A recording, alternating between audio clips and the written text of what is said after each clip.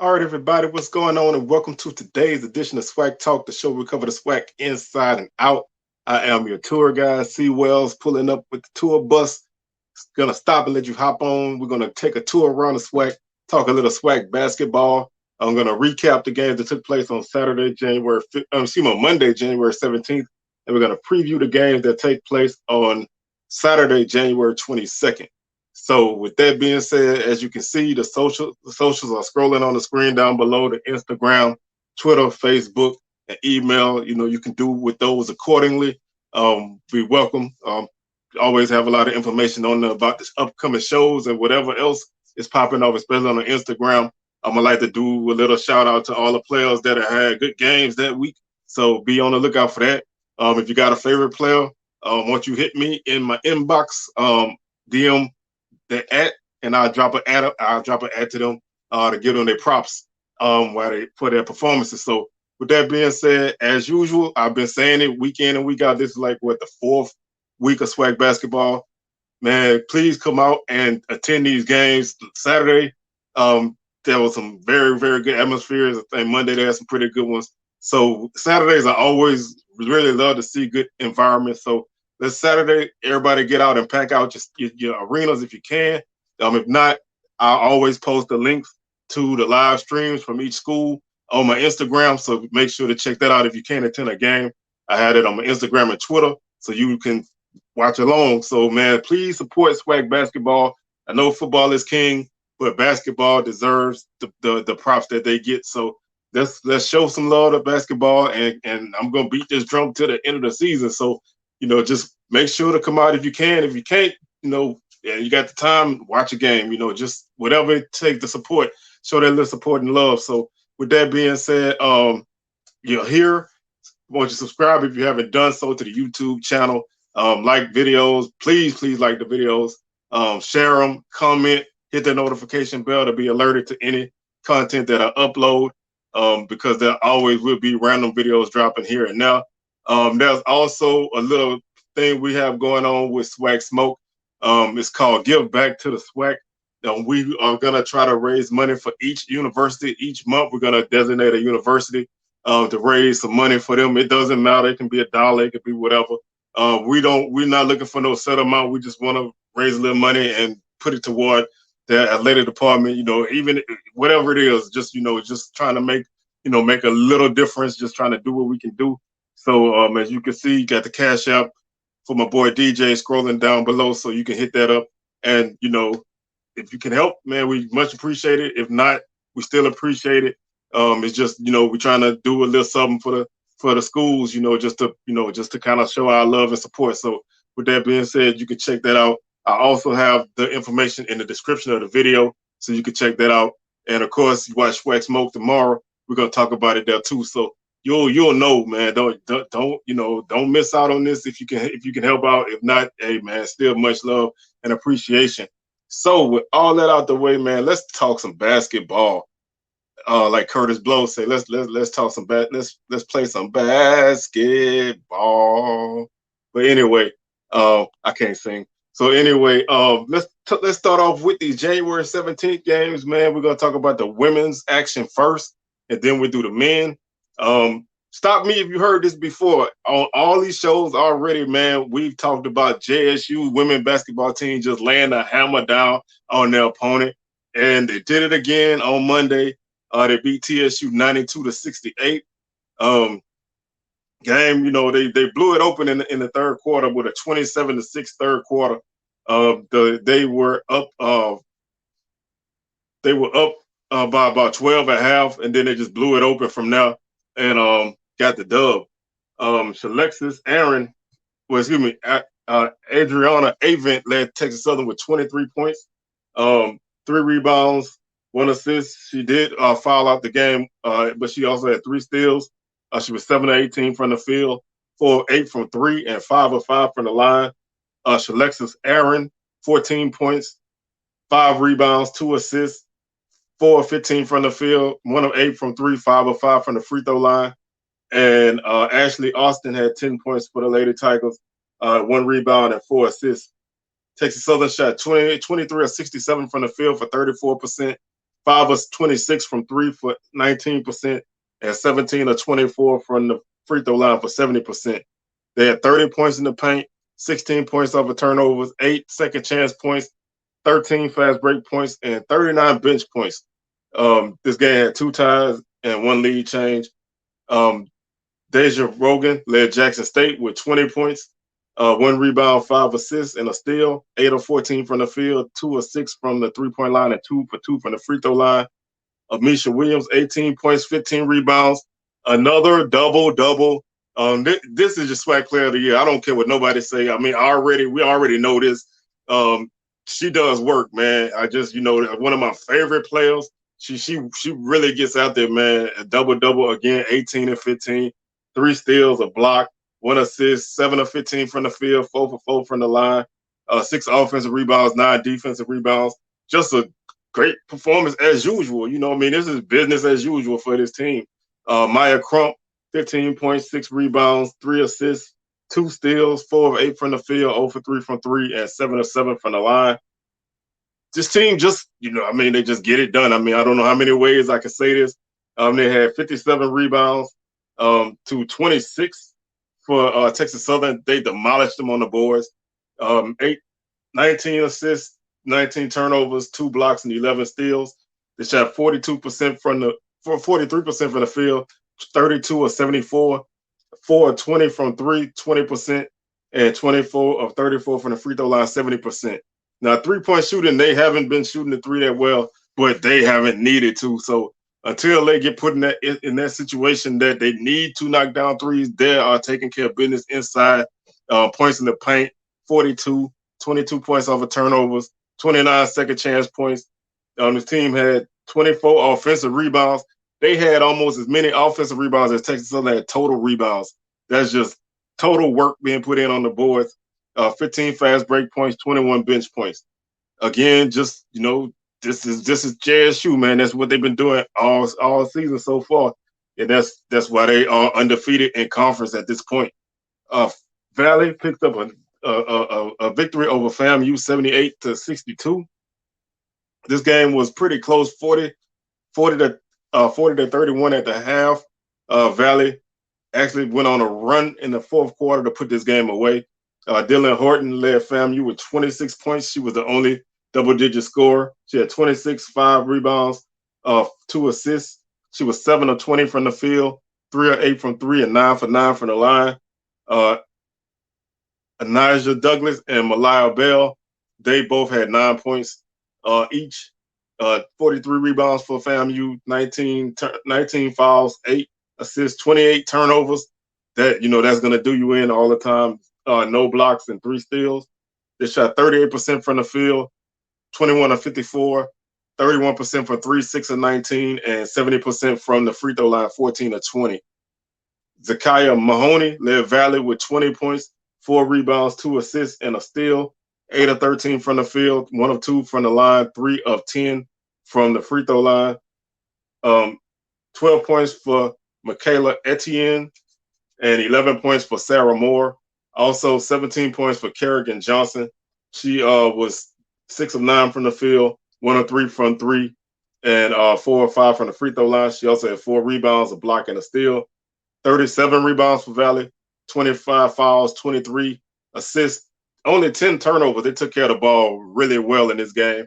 3 blocks and 11 steals. They shot 42% from the field, 30 of 70, 8 of 27 from the three-point line for 29%, and 10 of 20 from the free throw line, 50%. So they overcame some poor shooting on the night to get this dub. But they took care of the basketball and they shared the ball well. So that assist turnover ratio is very, very good. Points in the paint, 32. Points off a turnover, 31. 15 second chance points, 22 fast break points, 31 bench points. Really good effort from Valley. FAMU, they just didn't get the scoring that they needed, and they did not take care of the basketball. They'll rebound and be back. This team, they have some capable scorers. They just Valley is a tough place to play at times. So you just don't never know when you go up there. Pine Bluff picked up another victory. Their third in conference. This time they beat Bethune-Cookman 73-56. They used a big second quarter to take the lead, and they basically outscored the Lady Wildcats by 9 points in the second half to win this game by a comfortable margin. Tanya White, 17 points for Bethune-Cookman with 9 rebounds, 4 assists, 7 of 14 from the field, 1 or 2 from 3, and 2 for 2 from the free throw line. And Tatum Hayes was the only other double-digit scorer. She had 14 points, 1 rebound, 2 assists. She was 5 of 9 from the field, 4 of 5 from the three-point line. After that, Kayla White had 6 points, so not a lot of scoring in this game. Like I said, they only had 56 points, 37 rebounds, 22 fouls, 11 assists, 26 turnovers. That's gonna do you in all the time. 2 blocks and 9 steals.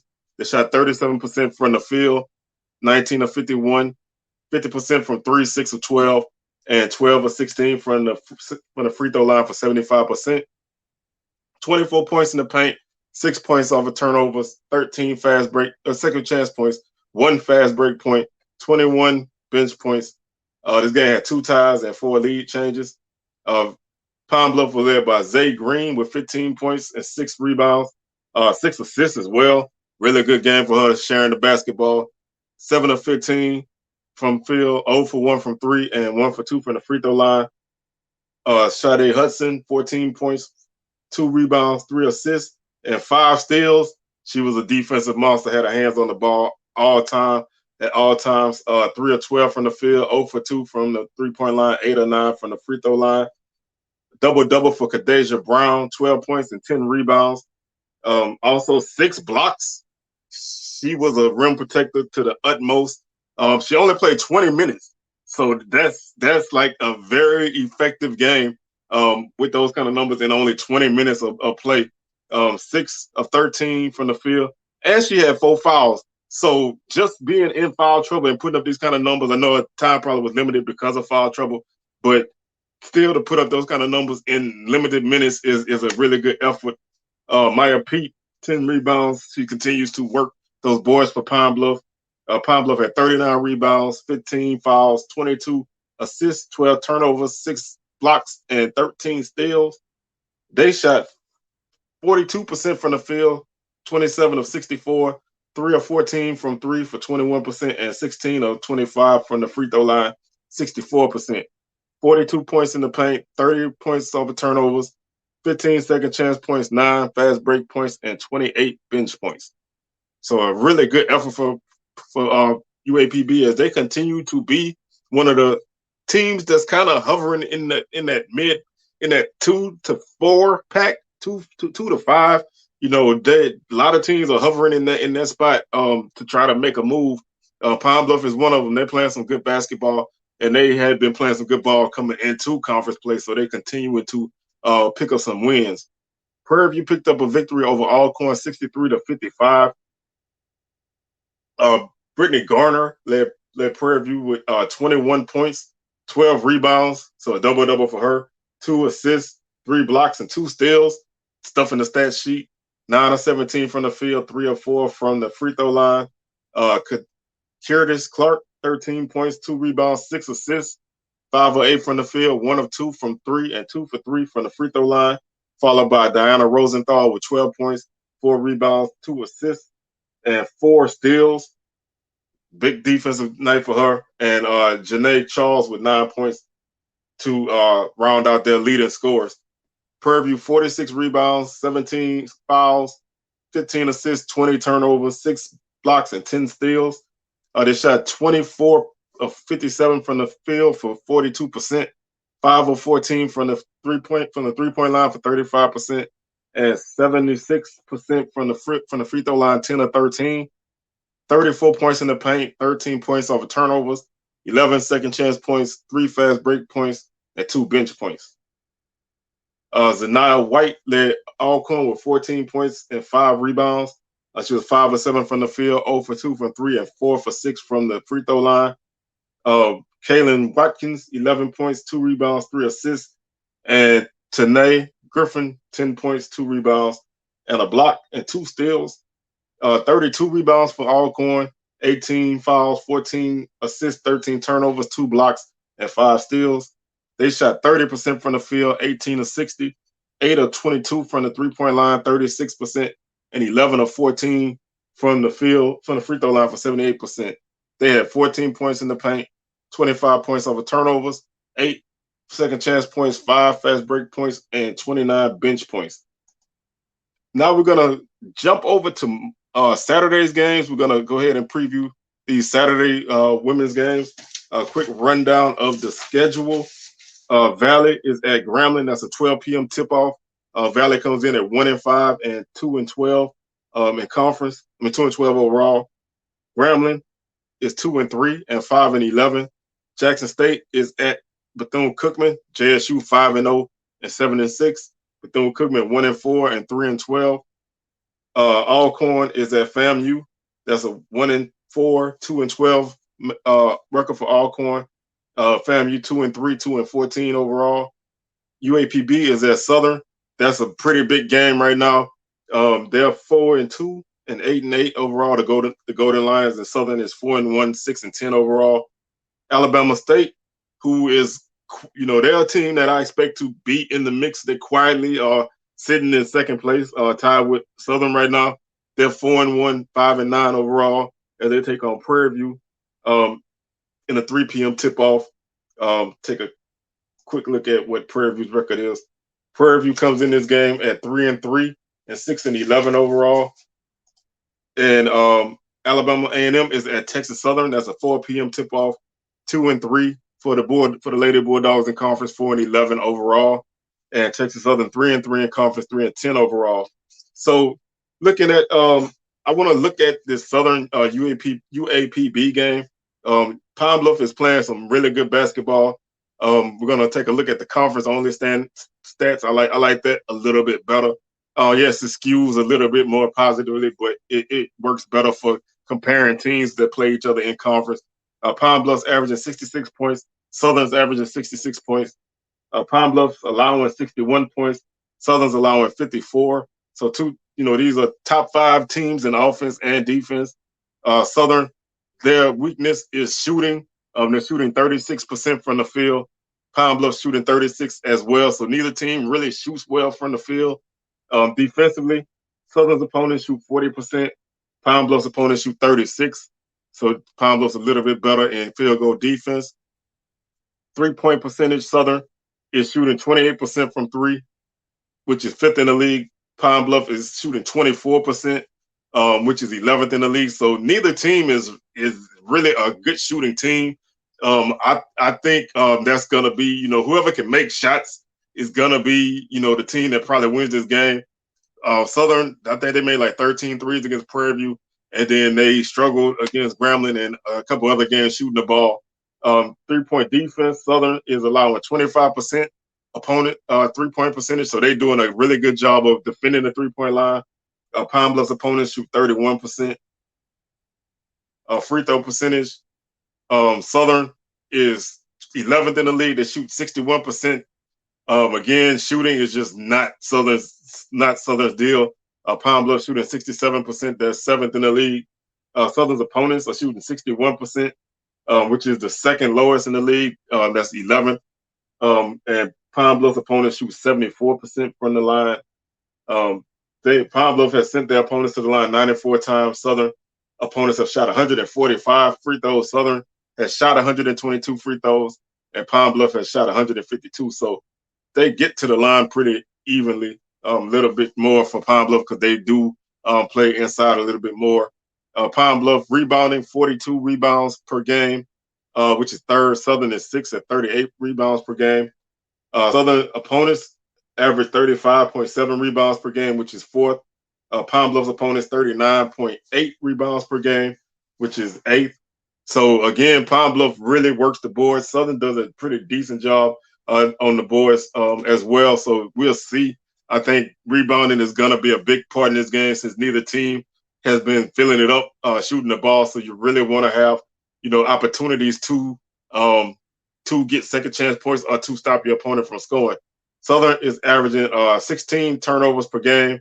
They're forcing 26. So that's like the biggest thing that Southern does well is force turnovers and get out in transition. So they definitely are going to have to do that in this game. Pine Bluff's averaging 15 turnovers per game, and they are 4th and 17. So Pine Bluff is actually they actually have the second lowest turnover per game. Their turnover per game is the second lowest. So they don't turn the ball over a lot, but Southern does force a lot of turnovers. So if Southern can get that pressure on UAPB, then they have a good chance in this game. If they can't stop UAPB from getting in their half-court offense, keeping them off the boards, then Southern's going to have a pretty long night. Pine Bluff is led by Zay Green. She's averaging 15 points per game. Southern is led by Amani McWayne. She's averaging 11.3 points per game. Maya Pete, 11 points per game for UAPB, 11.3 as well. So not a lot of scoring because, like I said, both these teams score pretty evenly, but they have some players who, if they get hot, they can cause some problems. Maya Pete is the leading rebounder in the league in conference play at 13.7 rebounds per game. So she's gonna definitely be somebody that you want to try to keep off the boards. Southern right now, they don't really. Monty McWayne is averaging 7 rebounds per game, so decent number for her. Southern typically has quite a few people that get rebounds, so they should be okay. But Pine Bluff has been rebounding the ball very well, so that's one of the things you really want to keep an eye out on. Assists right now, Pine Bluff Zay Green 4.6 assists per game. Joyce Kennerson 4.2 assists per game. Sade Hudson 3.5 assists per game. They share the ball very well. Southern Tanisha Metcalf is averaging 2.3 assists per game to lead the team. So not a lot of people with high assist numbers from Southern, but Pine Bluff definitely shares the ball really, really well. And this is a game I'm pretty interested in seeing how this game turns out.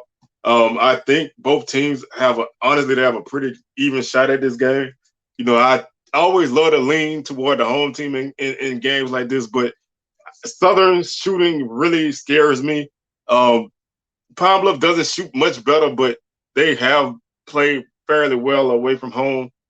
Southern, if they continue to not shoot the ball consistently, especially like missing a lot of easy shots, inside buckets, that can be a problem in a game like this. You don't want to give a team an opportunity to get rebounds and get out in transition on you, or even get themselves into their half-court offense. So Southern's going to definitely have to rebound. They're going to have to be pretty strong on the offensive boards as well to keep Pine Bluff under control. But I like Pine Bluff right now, man. I think this team is playing really good basketball. They're kind of under the radar to a lot of people. I think this is a game that they can kind of come out and make a nice little splash in this game. I think it's gonna be a game that's close. I'm gonna go with Pine Bluff, man. I think that they can find a way to win this game. But I think it's not gonna be a pretty game on either side. But I think either team has an opportunity. They both have one thing that they do really well. If they can do that, then that'll increase their chances. If Southern can force turnovers with their pressure, then I would pretty much give them the win, hands down. But if they can't get pressure, then Pine Bluff is going to have a good chance to control this ball game. So now we're going to jump over to the men's side, and we're going to talk about the games that took place on Monday. We're going to start with UAPB. They beat Bethune-Cookman 69-63. They actually led by 13 points at the half. Bethune-Cookman outscored them by 7 in the second half to make them final margin 6. Dylan Robertson, 16 points for Bethune-Cookman, 11 rebounds, double-double for him, 3 blocks and a steal, 7 of 9 from the field, and 2 of 3 from the free throw line. Marcus Garrett, 16 points, 6 rebounds. Joe French, back in action, 14 points, 1 rebound. I expect him to he can light it up. He has a 30-point game already in conference, so that's a guy you always want to know where he's at all times. Kevin Davis, another guy who had a 26-point game at FAMU. He had 12 points and 13 rebounds. Nice double-double for him. He was in foul trouble, but he still had a pretty solid game. He was 6 of 16 from the field. So they put 4 in double digits, 41 rebounds, 16 fouls, 12 assists, 9 turnovers. really good, even though they didn't win, but they took care of the ball really well. 4 blocks and 7 steals. They shot 37% from the field, 25 of 66, 1 of 8 from 3, 12%. If there's one thing Bethune-Cookman has been struggling with, in games, is 3-point shooting. And it really bit them in the butt in this game. They were 1 of 8. They made their only 3 in the second half. They were 0 for 3 in the first half. So that's really a sore spot for them right now. 75% from the field, 12 of 16, 44 points in the paint, 8 points off of turnovers, 13 fast second chance points, 4 fast break points, and only 4 bench points. They don't go too deep in their bench. They are short-handed right now, so they don't have a lot of numbers. They played 8 guys, which is pretty much their number right now, 7 to 8 guys. So they don't get a lot of production off of their bench. Their starters went 37 minutes, 31 minutes, 36 minutes, 38 minutes, and then they 19 minutes. So, because basically he fouled out, so he was in foul trouble. So they don't have a lot of depth, which is probably going to be their downfall in this conference if they can't get some guys back. Pine Bluff was led by Daquan Morris with 20 points and 6 rebounds. He had 3 assists and 3 steals and a block. 6 of 13 from the field, 8 of 11 from the free throw line, 0 for 1 from 3. Brandon Brown, 15 points, 4 rebounds, 6 assists, 1 steal, 6 of 14 from the field, 1 of 2 from 3, and 2 for 2 from the line. And Brom Harris, 12 points and 6 rebounds. The leading rebounder was Trey Sampson with 7. 35 rebounds for Pine Bluff, 19 fouls, 18 assists, 12 turnovers. Pretty clean game when it comes to turnovers. Only 21 total turnovers in this game. 9 blocks and 7 steals. Pine Bluff shot 45% from the field, 25 of 55, 50% from 3, 5 of 10, and 14 of 19 from the free throw line for 73%. 38 points in the paint, 12 points over turnovers, 10 second chance points, 6 fast break points, and 29 bench points. Moving on to our next game, Prairie View picked up a big victory on the road against Alcorn. This was a game that Prairie View actually led the bulk of this game. Alcorn made a big run in the second half to really make this game interesting. Prairie View was able to hold on at the end to get the W. William Douglas led Prairie View 21.7 rebounds. He was 4 of 8 from the field, 4 of 5 from 3, 9 of 10 from the free throw line. Jeremiah Gambrell, 16 points, 2 assists, 1 steal, 5 of 9 from the field, 3 of 5 from 3, and 3 of 4 from the free throw line. Jawan Daniels, 10 points, 9 rebounds, 4 assists. Nice game for him. This team, like I said, don't sleep on Prairie View. That 0-2 start was all games that were forfeited. And then they came back after a break, and they're finding their rhythm now. Don't sleep on PV. Yeah, they dropped the game at Jackson State, and they dropped a couple other games, but don't sleep on this team. This team is predicted to be one of the top teams in the conference.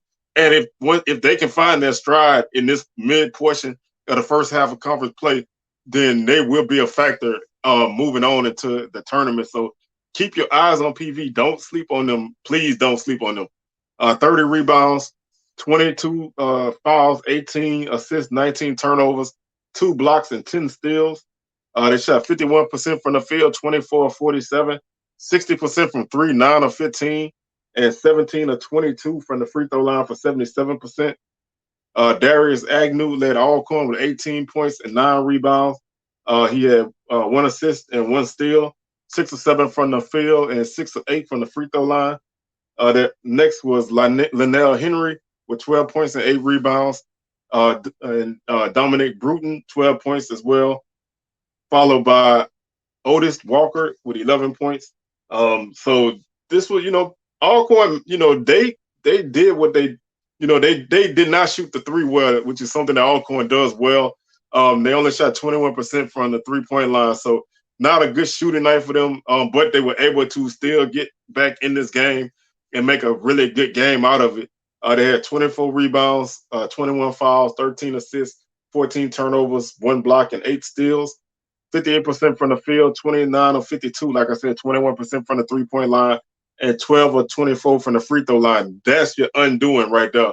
50% from the free throw line. You only lost by 1. You make a couple. You're 7 of 16 in the second half from the free throw line. You make a couple of those, you obviously win. If you want to play that kind of game. 46 points in the paint for Alcorn, 26 points over turnovers, 13 second chance points, 14 fast break points, and 25 bench points. This game had 9 ties and 15 lead changes, man. This game was a back and forth game for good portions of time. Prairie View did have the game under control, but Alcorn made a nice run to get back into it. Another good game that came down to the end, Jackson State and Texas Southern. Jackson State pulled this game out at the end, 61-58. They were trailing by 5 at halftime, 30-25.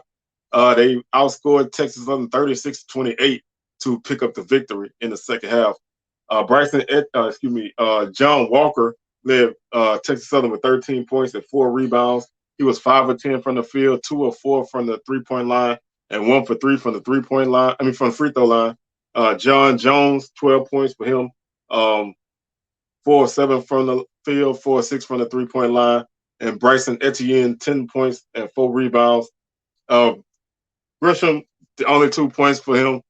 Nicholas, only 4 points for him. Those are guys who can really score the ball for Texas Southern, but they weren't able to get anything going in this game. 30 rebounds, 20 fouls, only 5 assists, 10 turnovers, 2 blocks, and 1 steal.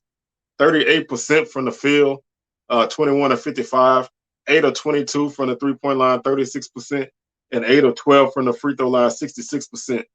Jackson State plays good defense. I know a lot of people don't like, Coach Brent, but they play good defense. Now, they're not the most entertaining offensive team, although they have some athletes. Everybody, is talking about Malachi Wyman, because he can jump out the gym. But this team plays defense first, and their defense got them back into this game. They really controlled Texas Southern in the second half, 33% field goal shooting for Texas Southern in the second half, 33% from the field as well. So they defended very well, and they kept themselves in the game until they made that last-minute run. Terrence Lewis led Jackson State with 19 points and 7 rebounds. Javeus McKinnis, double-double for him, 12 points, 12 rebounds.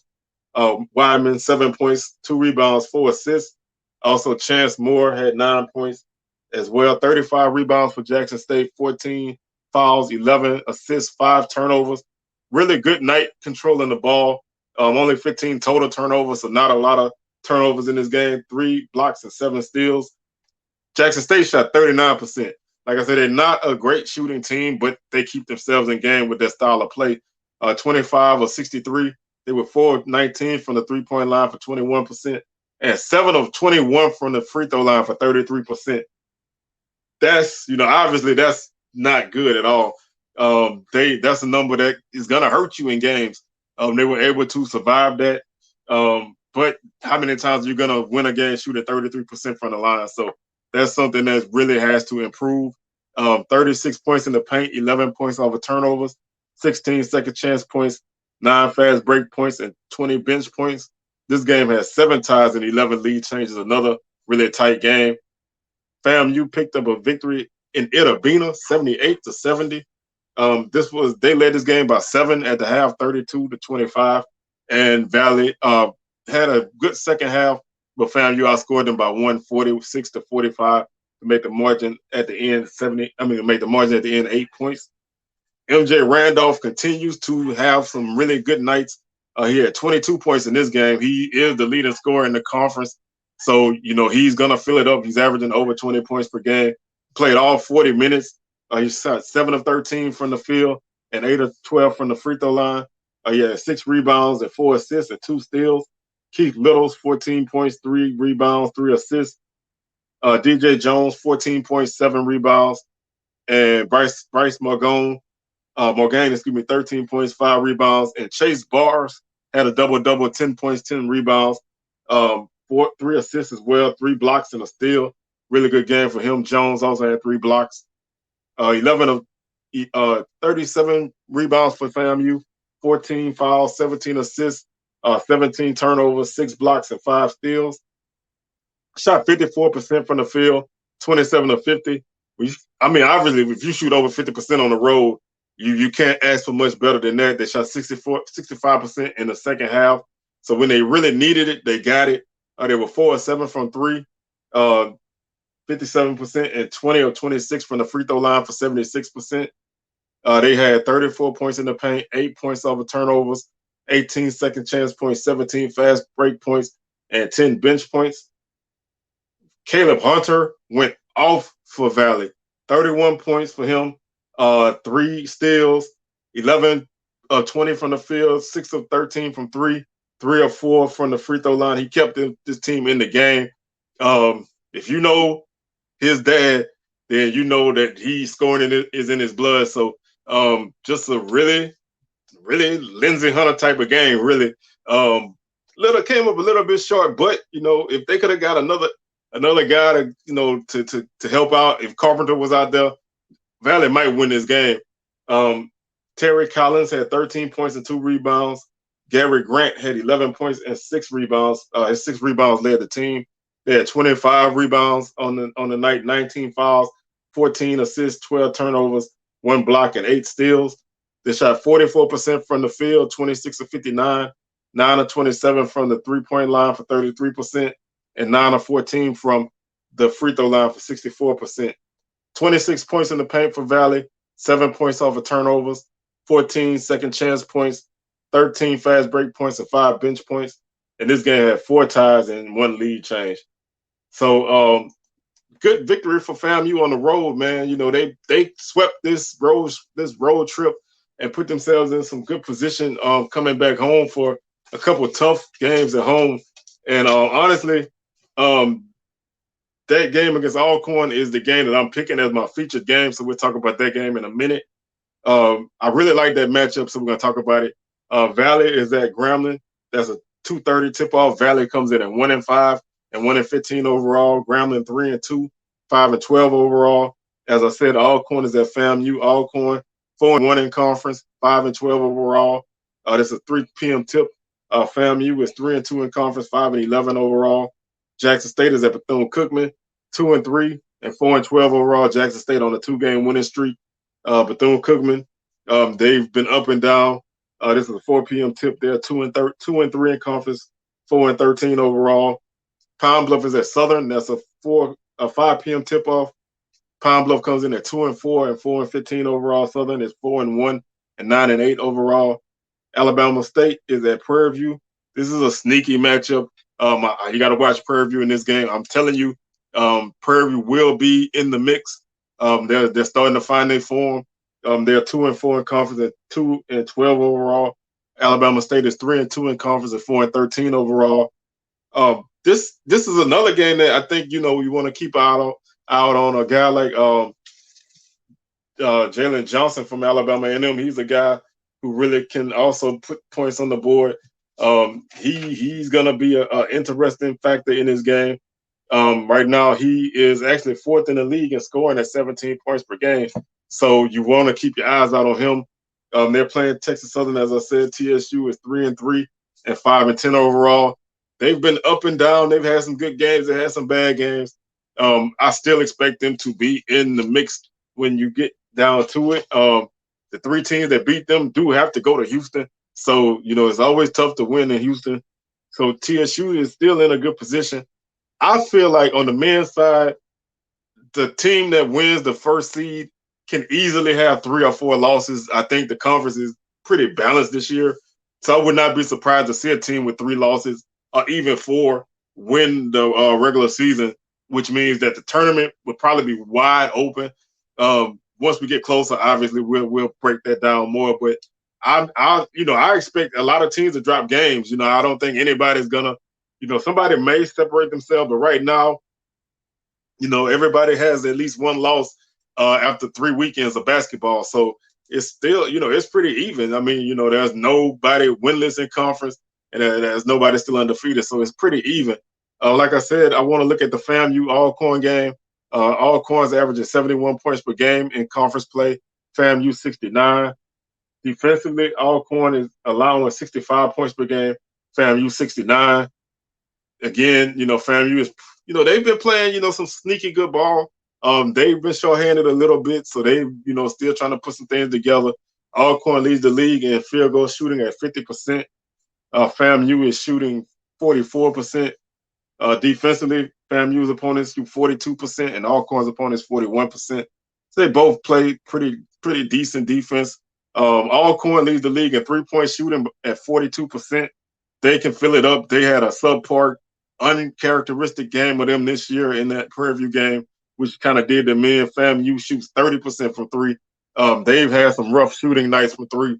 So if Alcorn's threes drop, then, this could be a very interesting game, with them playing on the road. They need their shooting to come through for them. FAMU at home should shoot better, but they've had a couple poor shooting nights at home as well. So we'll see how that turns out with that three-point shooting.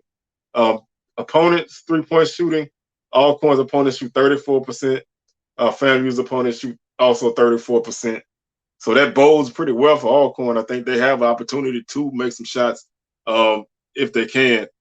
Field goal percentage, Alcorn is shooting 68%, FAMU 70%.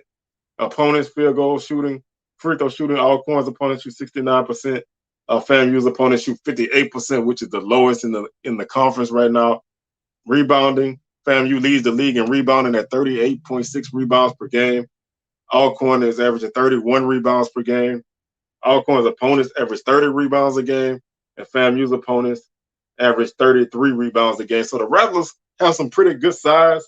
Like I said, they don't shoot really, really well, but they can rebound well, and they defend pretty well. So obviously, they're going to be in this game if they can, make some shots and keep Alcorn from knocking down threes. Turnovers, FAMU is averaging 14 turnovers per game. The opponents average 9 turnovers per game, so they don't turn you over that much. They don't really get their hands on the ball a lot, but they've been able to still win games. Alcorn is averaging 15 turnovers per game. The opponents 13. Assists, FAMU averages 12 assists per game. Alcorn 11. Block shots, FAMU 4.6. Alcorn 2 steals. Alcorn averages 8 steals per game in conference play. FAMU only averages 5. So like I said, they don't really force a lot of turnovers. So that can help a team like Alcorn, that they can take care of the ball. They're not going to be under tremendous pressure in this game. But, if they can, manage that on the road, you really put yourself in a better position. MJ Randolph, like I said, he leads the league in scoring at 23.6 points per game. He's the only scorer in conference play over 20 points per game. Alcorn is led by Justin Thomas. Linnell Henry at 14.4 points per game. Justin Thomas, 13 points per game. So they have a more balanced attack. FAMU can get guys, like Littles and Morgan can also chime in. Jones. They have some guys who can, chip in points, but MJ Randolph is obviously the straw that stirs the drink on his team. And he hasn't been slowed down in conference play, but the team is still, they've been up and down. Alcorn, like I said, they have a balanced attack. They shoot the ball really well from outside. And I expect, that's, on the road, that's a tough thing to do. Defense travels, shooting doesn't always catch the bus with you. But, if they can hit those shots, which they have done pretty much every game except for the Prairie View game at home, ironically, I think they give themselves a good shot. Rebounding, DeJarrodJones, 8 rebounds per game. Bryce Morgan, 7.8. Randolph, 7. I think they're gonna control the boards in this game. Alcorn, Darius Agnew is Justin Thomas, 5.2 rebounds per game. Agnew, 4.6. Like I said, FAMU has 3 guys in the top 10 in rebounding in conference. So they, including their leading scorer, so they're gonna work the boards. And if anything, that can be an advantage for them. Assists, Justin Thomas leads the league with 5.4 assists per game. Randolph, 3.8. Like I said, he's a guy that does everything for this team. So if you're Alcorn, you really want to try to slow him down or some. Little's 2.6 for FAMU. Morgan, 2.6 assists as well. Alcorn, Brian Joshua, 2.2 assists per game.